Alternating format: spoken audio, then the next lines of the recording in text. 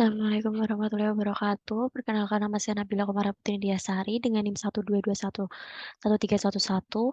Di sini saya akan melanjutkan soal nomor 5. Oke, kita lihat dulu di sini. Di sini yaitu dengan penyelesaian dengan metode eksponensial smoothing with trend. Pada kolom metode pilih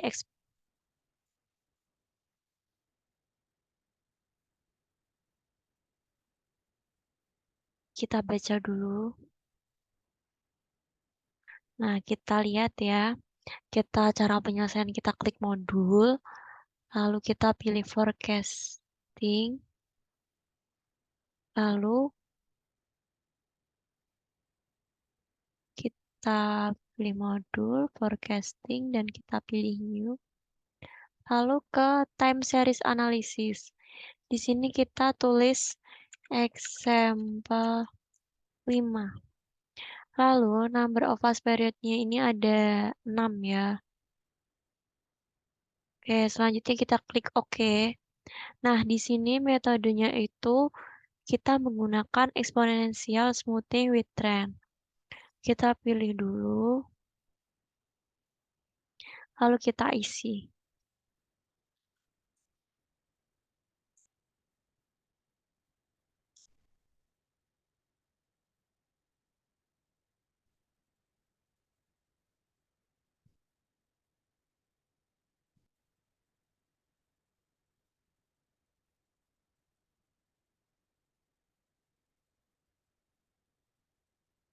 Dan Januari 7. Oke, selanjutnya kita ke demand ini, kita 100, 120, 110, 105, 110, dan 120. Forecast-nya ini yang Januari 3 kita isi 100. Selanjutnya kita pilih solve untuk mengetahui hasilnya ya. Sebentar. Nah, ini kita bisa lihat di sini hasilnya. Bias mean error-nya ada 4,125, met atau mean absolute deviation-nya ada 9,125, MSE atau mean square error-nya ada 120,078, standard error-nya ada 14,147, map mean absolute persen error-nya ada 7,896%, dan forecast-nya ini next period atau periode berikutnya itu ada 117,5. Kita bisa ngelihat di sini mungkin berbeda ya. Terus habis itu kita lihat detailsnya juga sama seperti ini. Kita lihat 117,5. Kita klik kontrol dan kita bisa melihat juga. Kalau kita ke solution, kita lihat grafiknya. Grafiknya itu seperti apa. Nah, ini kita bisa baca grafiknya seperti ini. Sebenarnya hampir sama sih. Dan kita bisa simpulkan dari penyelesaian dengan menggunakan metode exponential smoothing method itu, jumlah penjualan pada periode atau minggu ke-7 pada tanggal 14 Februari adalah sebesar 118,38 unit. Selanjutnya kita save dan kita klik example 5. Nah, kita sudah selesai untuk mengerjakan soal nomor 5. Selanjutnya kita ke soal nomor 6. Itu ada trend analysis. Lalu penyelesaiannya kita klik modul, kita pilih forecasting, dan kita pilih new, dan kita pilih time series analysis. Nah, di titelnya ini kita tulis example 6. Lalu number of fast period-nya ini tadi ada 6. Lalu kita klik OK. Nah, ini tuh nomor 5 kan pertanyaannya menggunakan metode trend analysis. Jadi kita klik di metode ini, kita pilih atau regresi.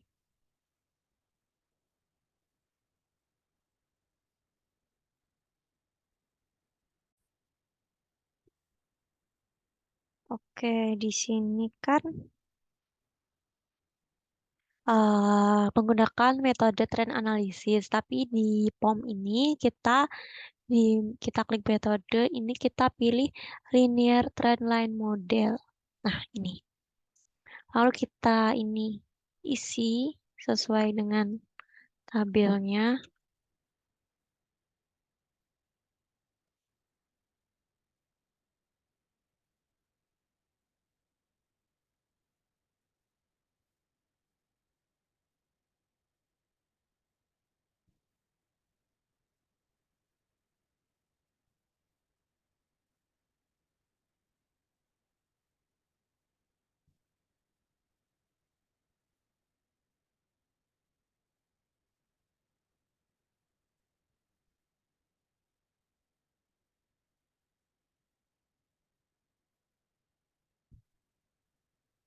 Ini angkanya kita sesuaikan.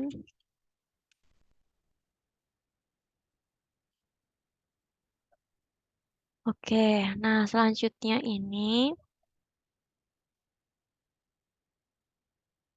kita klik solve. Nah, di sini kan keluar data tabelnya ya. Kita lihat di sini menghitung peramalannya dan memperoleh hasil seperti berikut. Nih, kita bisa ngelihat biasnya itu 0, future periodnya itu ada 8, MAT-nya future periodnya ada 9, MSF future periodnya ada 10, standar error future MAT periodnya ada 11, dan selanjutnya. Kita lihat details and error analysis. Nih. Ini di sini dia nemuin 117,333 itu next period forecast-nya. Kita lihat ke kontrol ini, lalu kita lihat grafiknya. Nah, grafiknya sama, terus kita bisa ngelihat uh, tadi ya, hmm, bahwa dengan penyelesaian dengan metode trend analysis method atau linear trend line model ini, jumlah penjualan pada periode atau minggu ke-7 di tanggal 14 Februari yaitu sebesar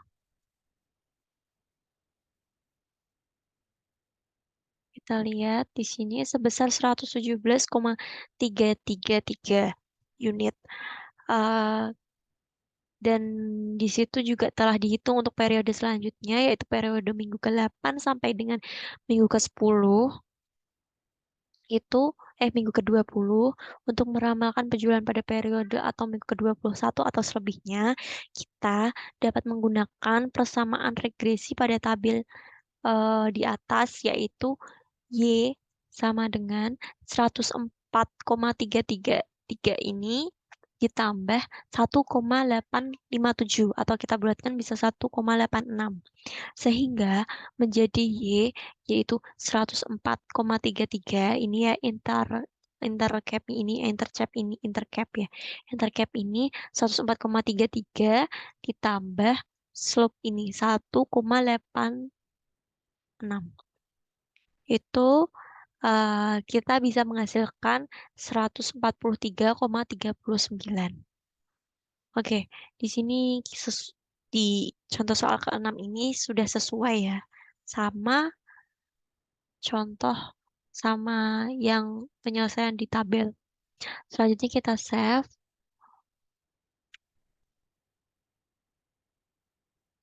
Ini kita example 6. Lalu kita save. Nah, udah selanjutnya kita mengerjakan contoh soal ke-7. Kita klik modul, lalu kita pilih forecasting, lalu kita pilih new dan time series analysis. kita detailnya ini example 7. Di number of past period-nya ini juga ada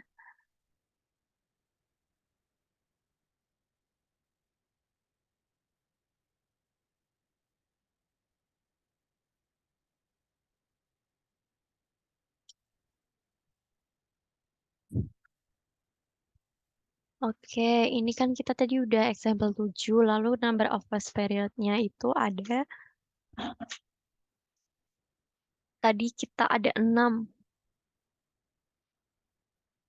Kita ikutin soal yang sebelumnya ya. Selanjutnya kita klik oke. Nah, ini di metodenya ini tuh kita memakai multiplicative. Kita lihat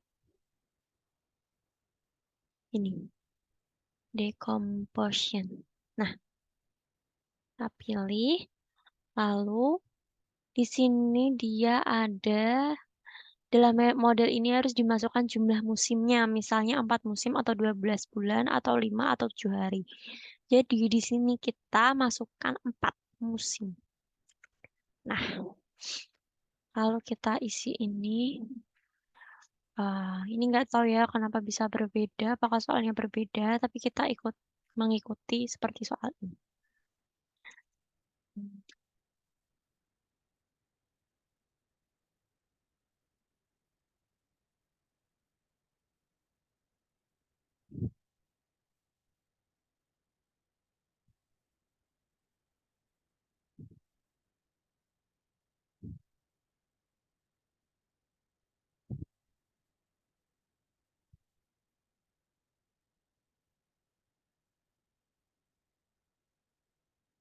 Maaf ya, ini salah, ini Januari 24. Lalu kita isi ini selanjutnya 120, 110, 105, dan 120. Oke, ini kita benerin ya, ini tadi 4 musim.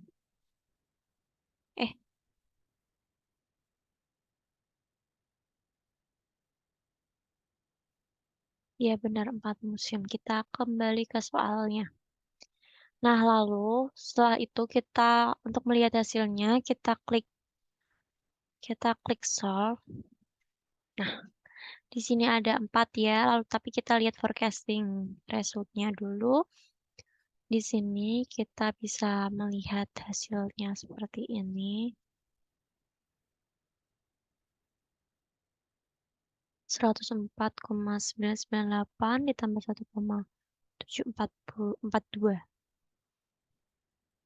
Nah, lalu kita ke solution, kita lihat details and error analisisnya.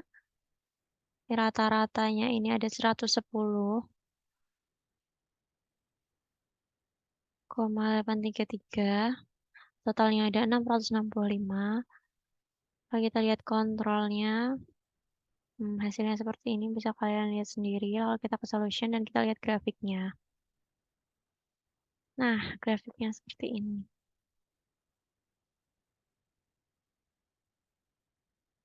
Oke. Soal nomor 7 sudah selesai, kita save dulu.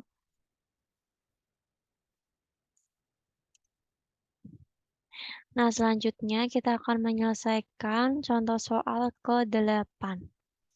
Dia menggunakan metode regresi linear berganda. Caranya kita klik modul, kita pilih forecasting, lalu kita pilih new dan kita klik time series analysis. Nah, di sini kita pilih example 8. Lalu number of past period-nya ini oke, di contoh soal nomor 8 ini ternyata dia tidak ikut time series analysis, tapi dia yang lain. Jadi kita ulang ya, kita klik modul, kita pilih forecasting, lalu di new ini kita pilih least square ini.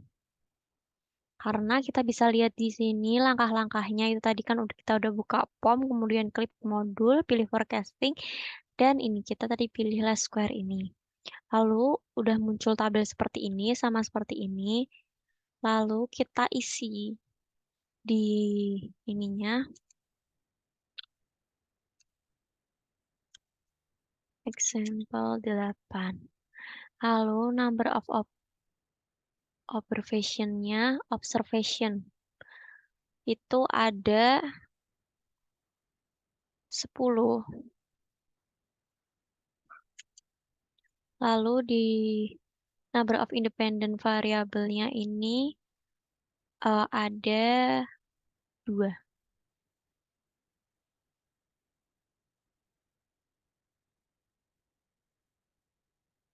Lalu kita klik OK. Nah, selanjutnya kita isi tabel itu sesuai dengan data yang seperti ini.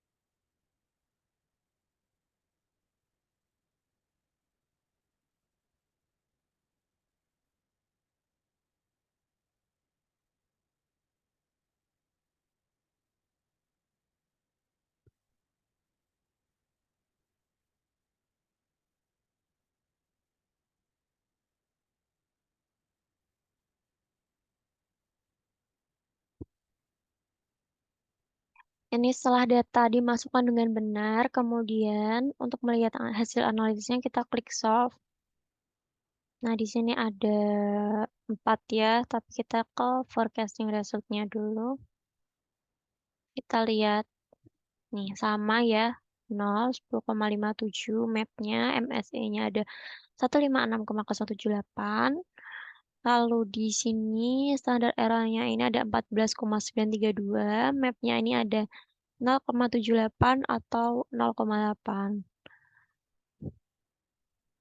Kita bisa melihat ini correlation koefisiennya ada 892 atau 0,892. Coefficient of determination-nya ini ada 0,796. Nah, kita bisa baca ya di sini. Maaf, sebelumnya kita ke solution lagi, kita lihat yang lainnya dulu. Nah, di sini kita bisa lihat nih, betasnya ini ada 88,864 dan 5761. Lalu di X2-nya ini ada 5,207. Ini dapat dibuat persamaan regresinya, yaitu betas itu Y sama dengan ini 88,86 ditambah 5,76 itu X1 ditambah 5,21 itu X2.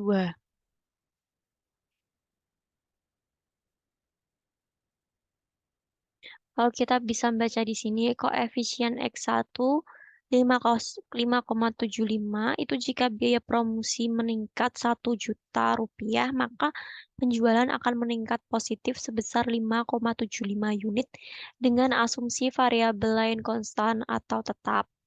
Lalu koefisien X2 5,21 jika jumlah karyawan ditambah 1 orang, maka penjualan akan meningkat positif sebesar 5,21 unit dengan asumsi variabel lain konstan atau tetap. Lalu konstantanya ini 88,86 itu rata-rata penjualan HP sebesar 88,86 unit jika variabel biaya promosi dan jumlah karyawan tetap. Lalu kita bisa melihat di sini kesimpulannya.